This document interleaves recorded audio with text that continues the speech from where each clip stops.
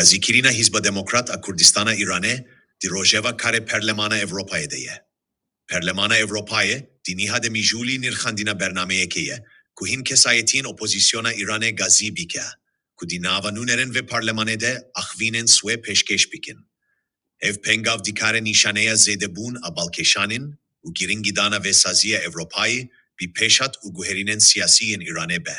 Ligorî lîsteyek demkî ku gehîştiye deste Euronewsê, navên hev kesayetiyan di vê lîsteyê de hatine pêşniyar kirin.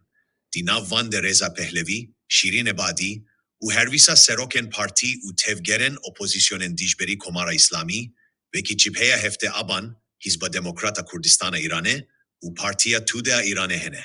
Hebûna navê Hizba Demokrat a Kurdistana Îranê di vê lîsteyê de derxeregiringiya rol û pêgeha partiyên Kurdî di hevkêşeyên opozisyona Îranê de ye.